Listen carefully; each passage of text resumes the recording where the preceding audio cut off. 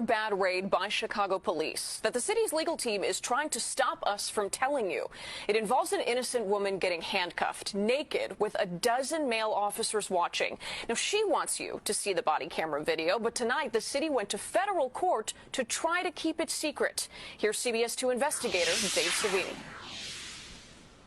I just gotten home from work, and while I was undressing in my bedroom. It was a cold February night, and Anjanette Young, a social worker, had just finished her shift at the hospital. You see them running up to the apartment complex with the battering ram in their hand, Chicago Police Search Warrant. a crowbar.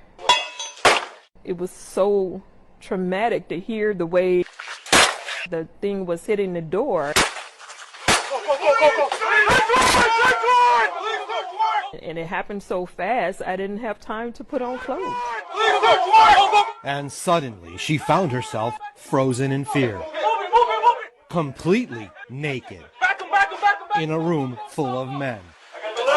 9 body cameras rolling. And you're just standing there. And I'm just standing there.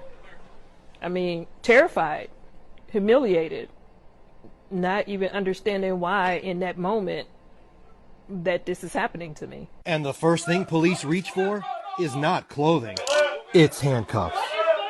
There were big guns and guns with lights and scopes on them, and they were yelling at me, you know, put your hands up, put your hands up. What are you thinking right now? I just remember, you know, being so afraid. It's one of those moments where I just felt like that I could have died that night. If I had made one wrong move, I felt like they would have shot me.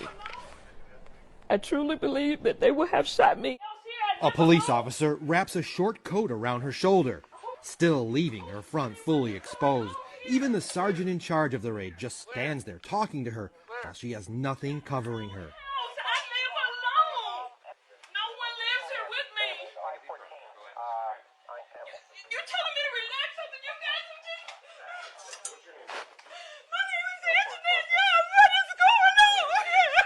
Then she gets a blanket. They just threw something over me. And my hands are behind my back and I'm handcuffed. So there was no way for me to secure the blanket that they put around me. But the blanket just keeps sliding open. More humiliation. You didn't tell me what you're looking for. What are you looking for? You can see how some officers just stand there until this one, wearing a mask, sees what's happening and goes and holds it in place. It felt like forever for me. It felt like forever. Oh my God, this cannot be right. How is this legal? Listen how she repeatedly tells the raid team they were in the wrong place. You have the wrong place. You got the wrong house. You got the wrong house. We counted. She says it at least 43 times. You got the wrong house. And she was right. They were in the wrong house. Our investigation uncovered police failed to do the most basic research before getting the search warrant approved. We found they simply took the word of an informant who gave them Anjanette Young's address. The informant claimed a 23-year-old man who was a known felon had a gun and ammo inside. I don't know who that person is. I've been living here for 4 years and nobody lives here but me. Okay, you have to shout. I don't have to shout. This is ridiculous. You got me in handcuffs. I'm naked. You kicked my house in. And I keep telling you, you got the wrong place. Then, during the raid, something happens. Watch as 2 of the officers go to their squad car and begin reviewing their notes about the warrant. CPD would not comment on what you're about to hear the officers saying a few minutes later. It wasn't initially approved or some crap. What does that mean? I have no idea, because I mean they told him it was approved, and then I guess that person messed up on their end. Messed up is an understatement. So, where was the target? Our investigation revealed he was awaiting trial on home confinement here at a different apartment in Anjanette Young's complex. How easy would it have been to locate him? Easy. Real easy. Because he was wearing a police tracking device, an electronic monitoring bracelet. It's possible he could have even heard the raid happening, because records show he was confined to the unit right next door. But I'm telling you it's wrong. asking you to let me call somebody. Asking you to let me put some clothes on. I'll sit here and let you do whatever you need to do. But let me call somebody, let me call an attorney, because I'm telling you this is wrong. I have nothing to do with whoever this person is you're looking for. We found if they would have done a little bit more research, they might have found where the target actually lived. Yes. I think Screw Up was being too kind, because ultimately this is a constitutional rights issue. And Keenan so, Salter is Anjanette Young's attorney and is suing the police department. if this had been a young woman in Lincoln Park by herself in her home, naked, a young white woman, let's just be frank, if the reaction would have been the same. I don't think it would have been. I think they would have saw that woman, rightfully so, as someone who was vulnerable, someone who deserved protection, someone who deserved to have their dignity maintained. They viewed Ms. Young as less than human. Can I please call somebody? Yeah, man, relax.